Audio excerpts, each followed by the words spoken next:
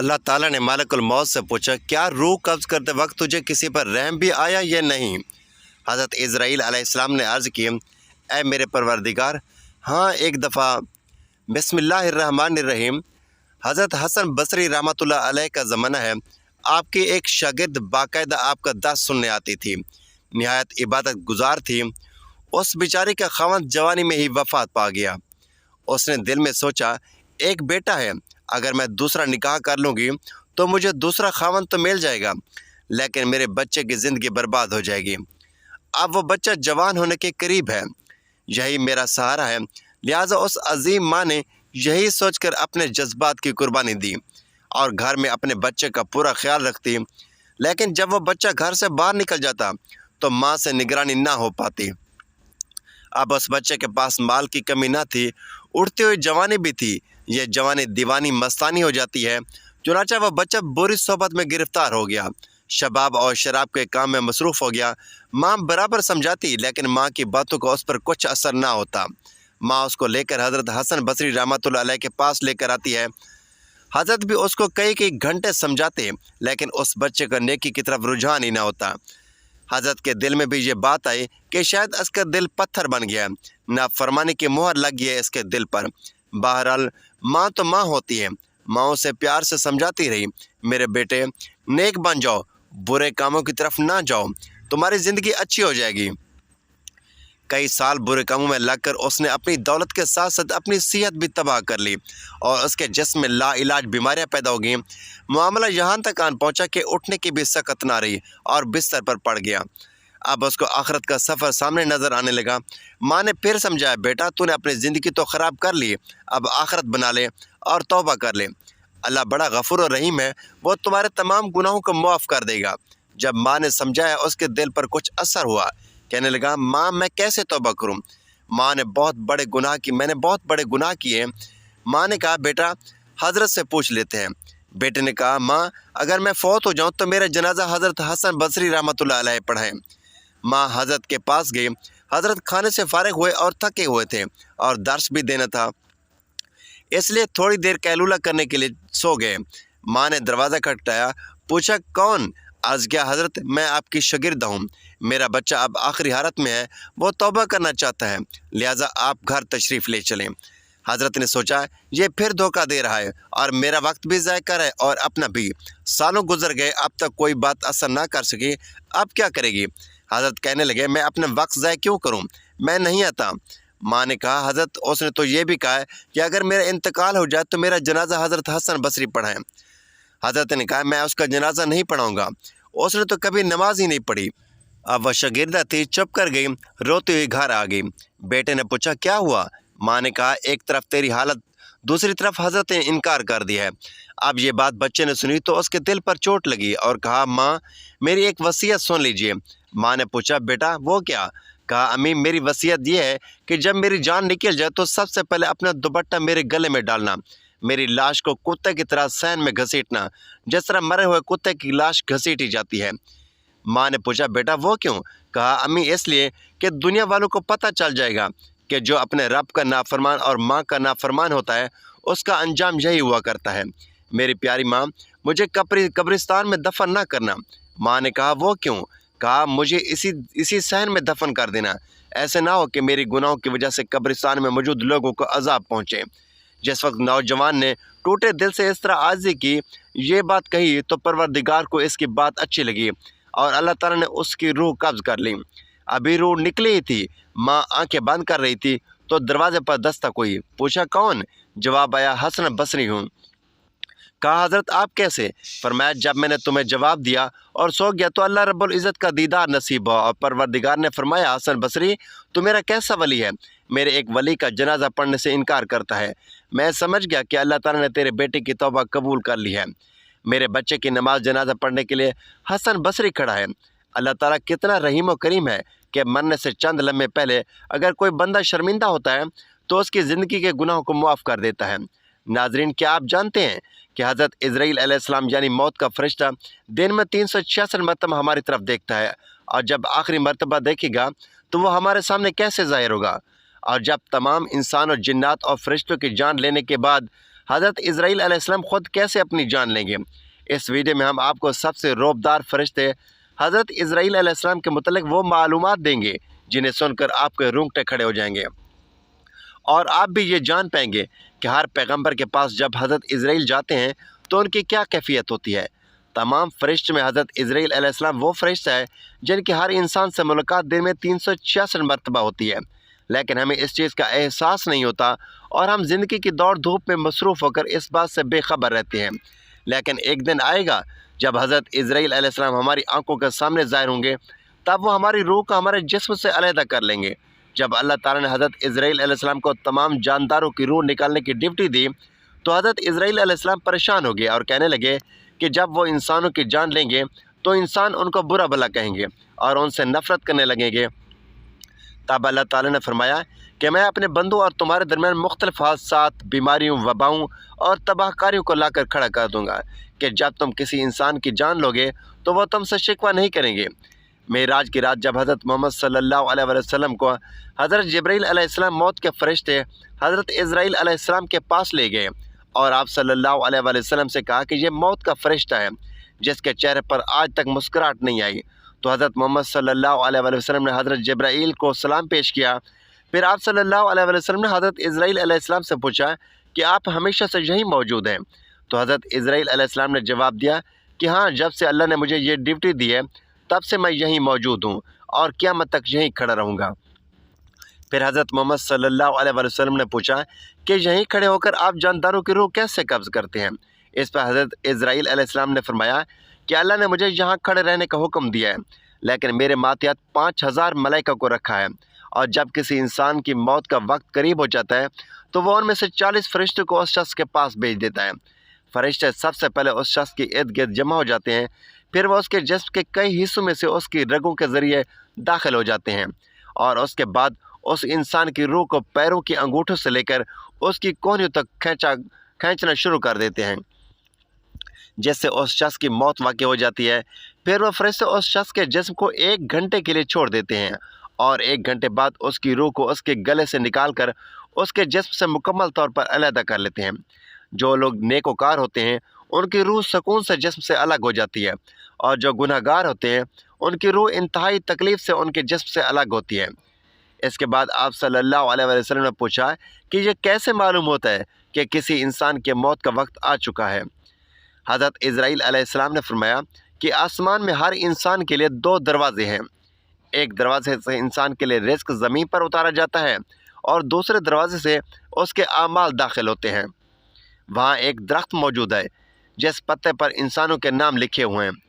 جب کسی انسان کی موت کا وقت قریب آتا ہے تو اس کے نام کا پتہ زرد ہو کر اس شخص کے اعمال والے دروازے کے سامنے گر پڑتا ہے، اور تب مجھے معلوم ہو جاتا ہے کہ اس شخص کی موت ہونے والی ہے۔ معراج کی رات آپ صلی اللہ علیہ وسلم حضرت اسرائیل علیہ السلام سے ملے تھے، لیکن یہ ان کی آخری ملاقات نہیں تھی، کیونکہ اس واقعے کے 10 سال بعد حضرت اسرائیل علیہ السلام حضرت محمد صلی اللہ علیہ وسلم کی خدمت میں ایک بار پھر حاضر ہوئے۔ جب آپ صلی اللہ علیہ وسلم کو اس دنیا سے تشریف لے جانے کا وقت آ چکا تھا، اس وقت حضرت جبرائیل علیہ السلام نے خدمت اقدس میں حاضر ہو کر عرض کی کہ یا رسول اللہ صلی اللہ علیہ وآلہ وسلم، حضرت اسرائیل علیہ السلام دروازے پر کھڑے ہیں، اندر آنے کی اجازت چاہتے ہیں۔ آپ سے پہلے انہوں نے آج تک کسی سے اجازت نہیں مانگی۔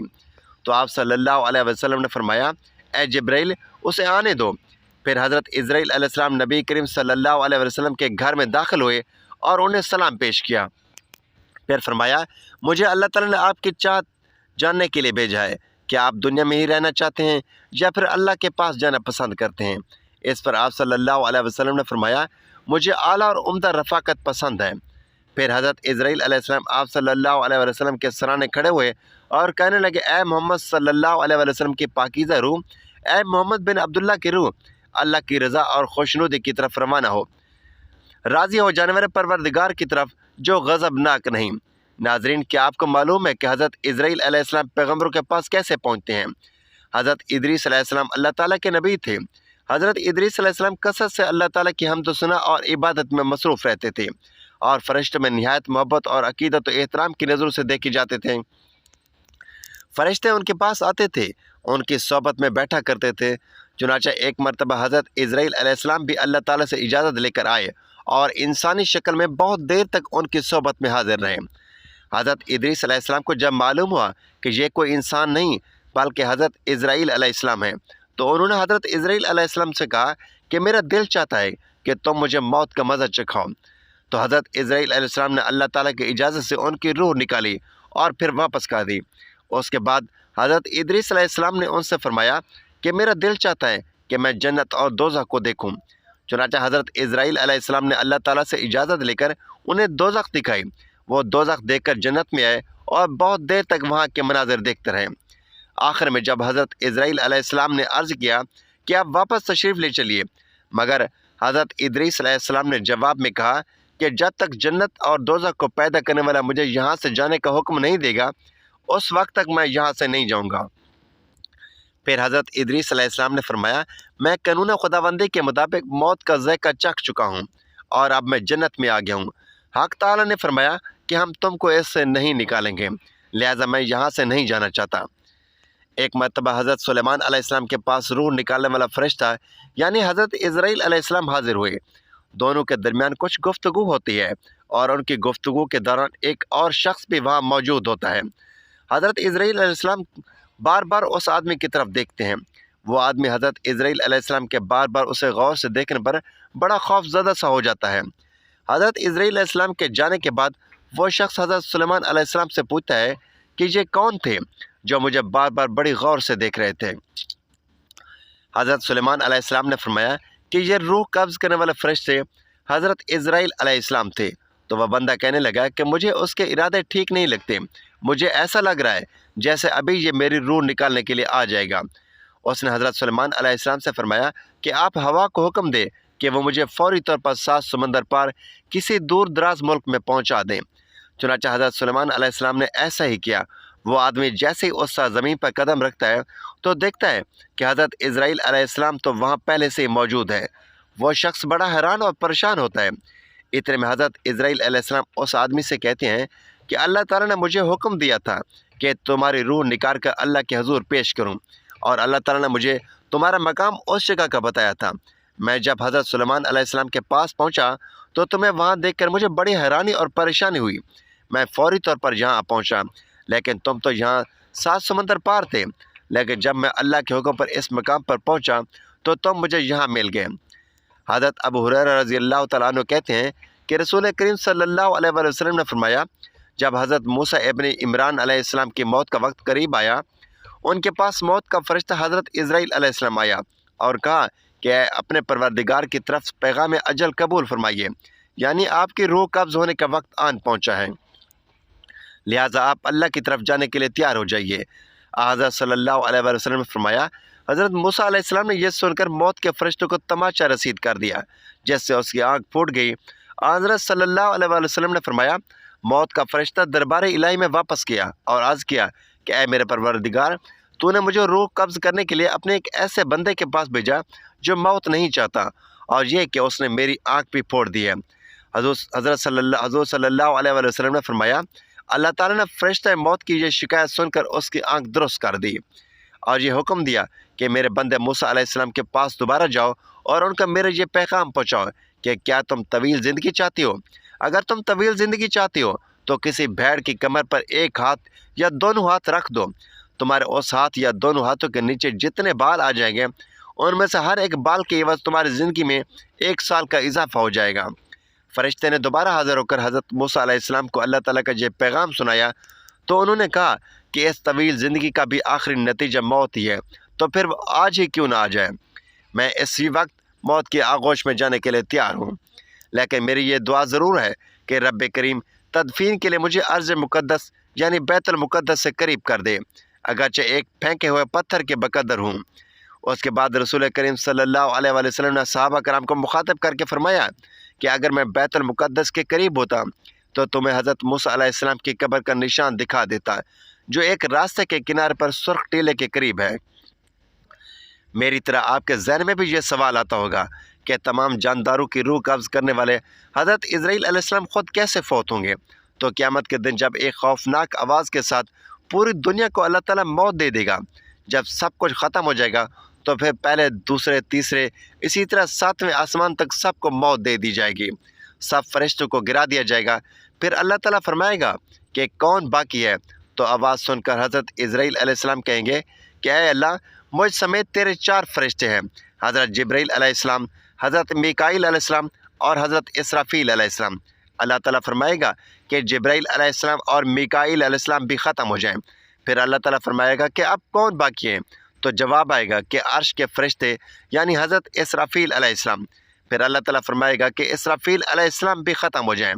اس وقت حضرت اسرافیل علیہ السلام سور پھونک رہے ہوں گے اور ان کے ہاتھ سے سور نکل جائے گا اور جا کر اللہ کے عرش پر لگ جائے گا۔ اب صرف حضرت اسرائیل علیہ السلام بچیں گے اور آپ علیہ السلام اس وقت موت کے خوف میں مبتلا ہوں گے۔ پھر اللہ پوچھے گا کہ اب کون باقی ہے؟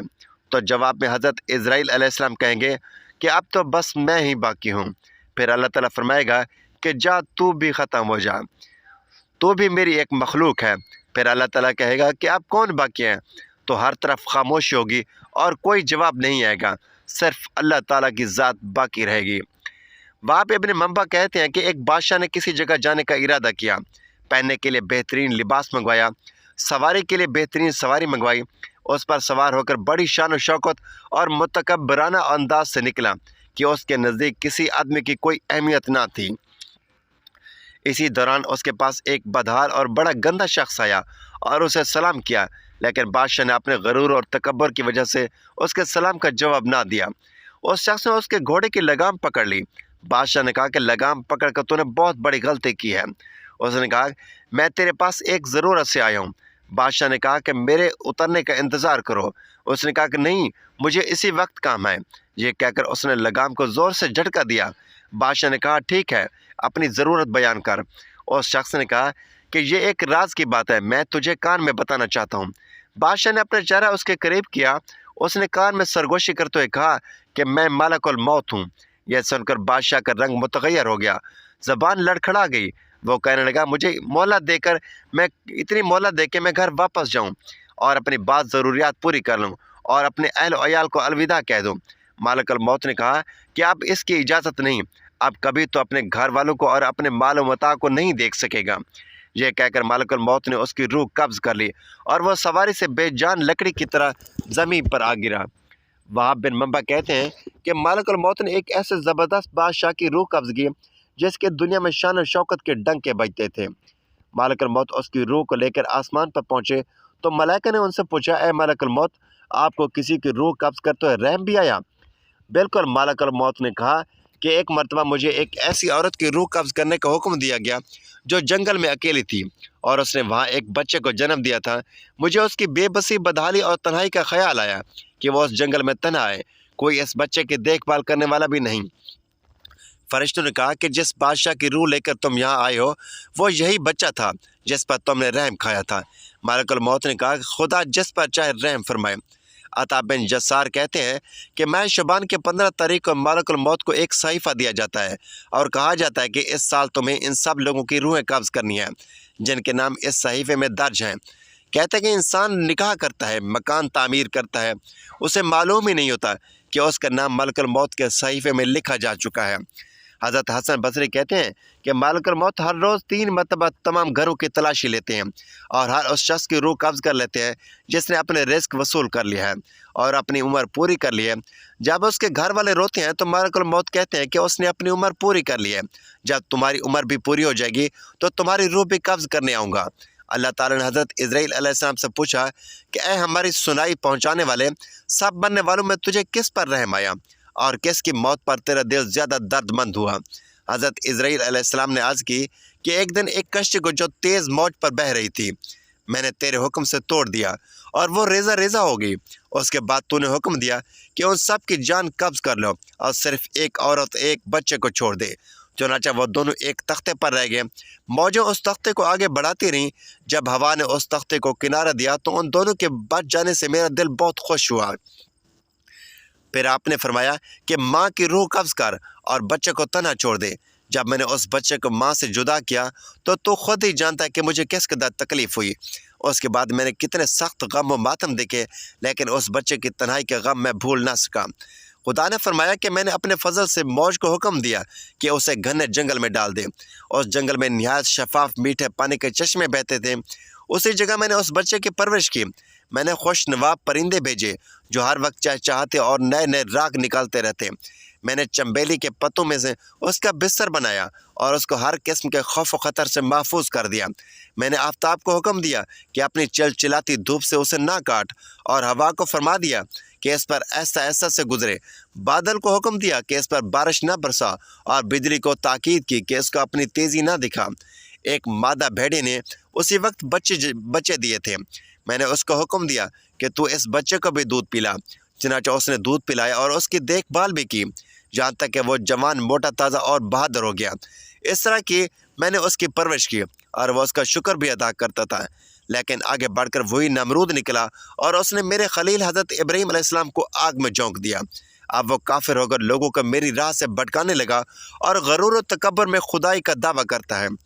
اس سے یہ سبق ملتا ہے کہ ہمارا پروردگار جو بھی کرتا ہے بہتر کرتا ہے، اور اس میں بہت بڑی اللہ تعالیٰ کی حکمتیں ہوتی ہیں۔ اللہ پاک سے دعا ہے کہ اللہ پاک ہمیں نیک عمال کرنے کی توفیق عطا فرمائے، اور ہمارا خاتمہ ایمان پر فرمائے، آمین یا رب العالمین۔ ناظرین، کمنٹ باکس میں اللہ تعالیٰ کے 99 ناموں میں سے ایک نام ضرور ٹائپ کریں۔ اگلی ویڈیو تک کے لیے اجازت دیجیے۔ اللہ حافظ۔